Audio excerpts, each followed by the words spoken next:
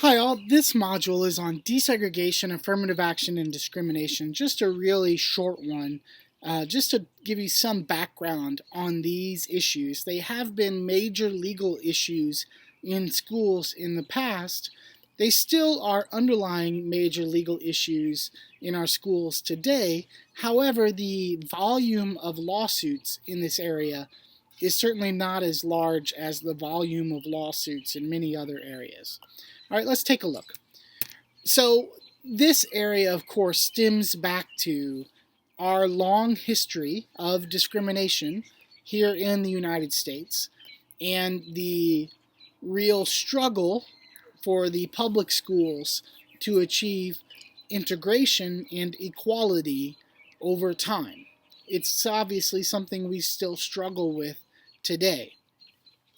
The amendment that really set in motion, though, a lot of the legal action in this area and a lot of the improvements in this area is the 14th Amendment and its Equal Protection Clause, which you can see there in red. No state shall deny any person within its jurisdiction the equal protection of the laws. All right, that is at the heart of this issue of discrimination. Most discrimination lawsuits are at their core a 14th Amendment based litigation. And we've litigated this issue, of course, in schools, stemming from early lawsuits through Brown versus Board and even still today. So let's take a quick look at that history. All right, so our history on school discrimination lawsuits is not the best. In 1896, we had the initial creation of separate but equal. It was not a school case, it was a case around railroad cars. However, the implications extended to schools that said as long as the facilities, the railroad cars or the public schools, as long as the facilities were equal, then you could still segregate the races or the genders or whatever, the religious affiliations, you could segregate and it would be legal. Now, from 1896 all the way up until 1954, the Civil War was over, the 14th Amendment was in effect, but this was the era of Jim Crow.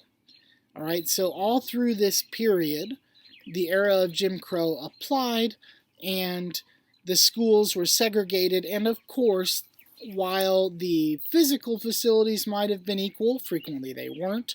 The books might have been equal, frequently they weren't. The teachers might have been equal, frequently they weren't.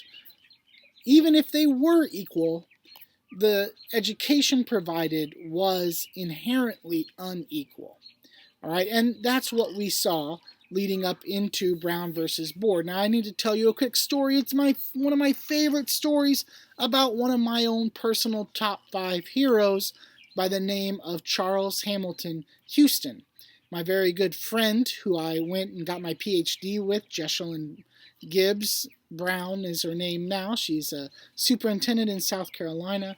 She named her child Charles Hamilton Houston Brown. That tells you how much people like me have an affinity for this guy. This guy, almost by himself, brought down Jim Crow. All right. He was the one that set in motion the NAACP's Legal Defense Fund's attack on segregation. He started in higher education with a few cases you can see here, which all led up to the Brown decision in 1954. Now, frequently he gets referred to as the Moses generation because, unfortunately, he passed away. He literally worked himself to death, putting all the pieces in place to kill Jim Crow, and he died before the Brown versus Board of Education decision was released by the Supreme Court. So, of course, it was released by the Supreme Court in 1954 that said that the segregated facilities, even if the facilities, the books were equal, that segregation in its core is inherently unequal. And they ordered the schools to desegregate with all deliberate speed. many school districts around the country were then placed under desegregation orders where the courts stepped in to force the public schools to create desegregation plans, which they had to take to the courts for approval before they could be implemented. Those desegregation orders are still in place today in many cities, and right now the litigation that's been going on is cities asking for those desegregation orders to be lifted. And many cities are getting their desegregation orders lifted nowadays. That shows you, though, that we're still directly dealing with the legacy of Brown versus Board of Education. It is not like levels removed from our current reality in schools. In many cities across the United States, this case is still controlling how they enroll kids, how they balance, how they hire teachers. Still has a very big impact on what we do here today. Now, you may think to yourself, wait a second, the schools were ordered to desegregate, but when I look around Lexington or Louisville or Indianapolis or Cincinnati, I still see some schools that are majority white, and then I see other schools that are majority minority students, African American, Latino, and others. Fine. That's absolutely still the case because Brown versus Board of Education only outlawed de jure segregation. That is segregation that is intentional on the part of the government. It did not outlaw, and it is still legal today, to have de facto segregation happen.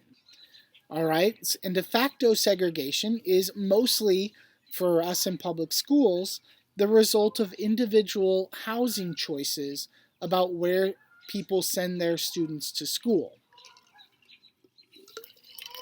There's a map on this slide here that you can see. I think my video might be on top of it.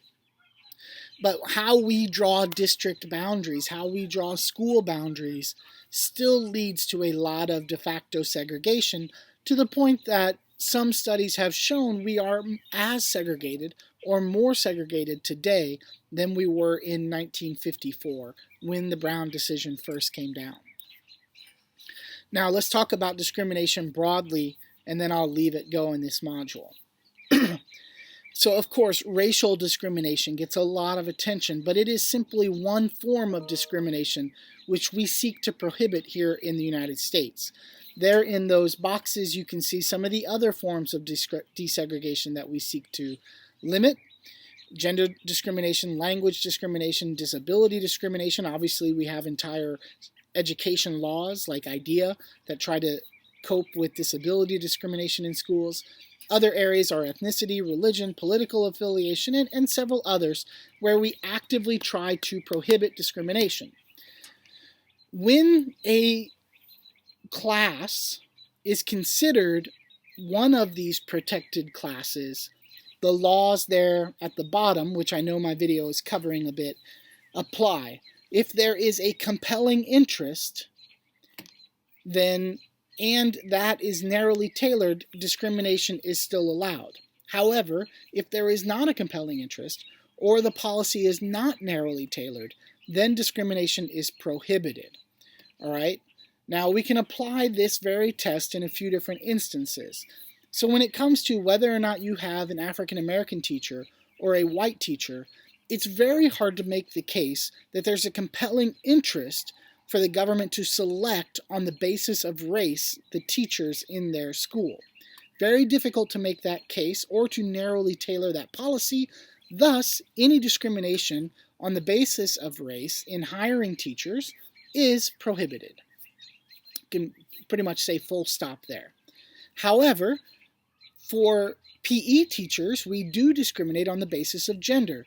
For someone to help supervise a section of PE that it has male students, we will hire a male teacher to supervise the locker room. And likewise, we'll hire a female teacher to supervise the female locker room.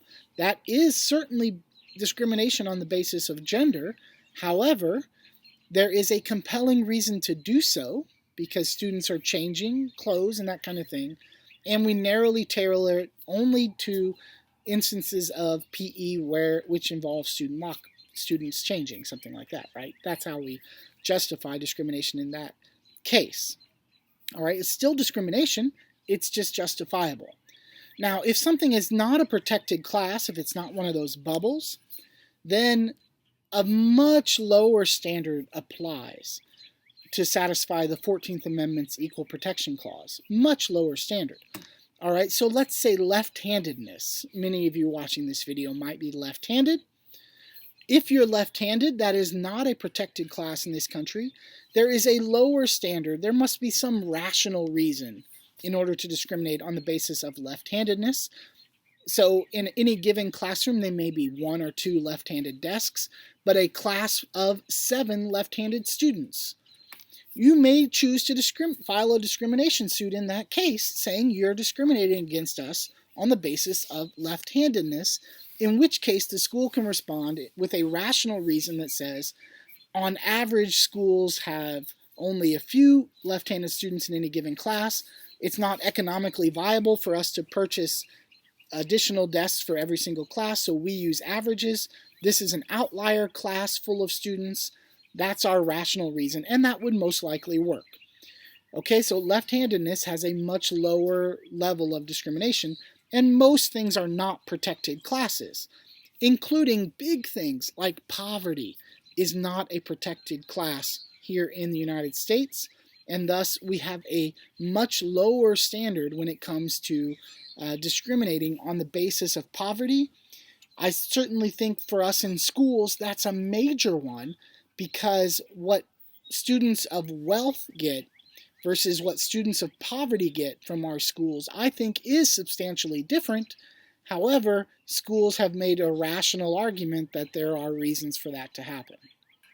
That is discrimination in a nutshell, and a little historical analysis of where we've come on race relations in schools. Hope you found it useful.